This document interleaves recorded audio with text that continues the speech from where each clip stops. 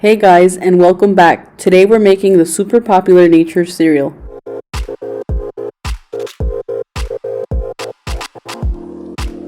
We added blueberries,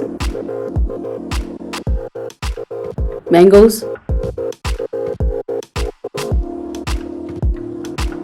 raspberries, dragon fruit,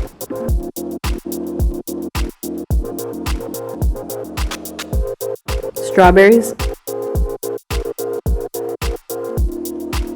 blackberries, and lastly, toasted coconut water with pulp.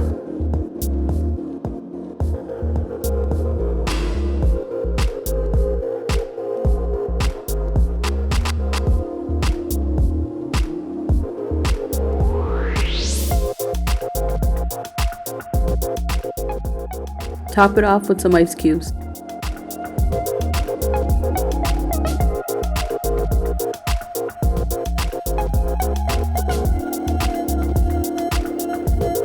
It's definitely worth the hype making this delicious and refreshing fruit cereal.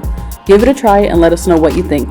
As always, thank you so much for watching. Don't forget to like, comment, and subscribe, and we'll see you in our next video.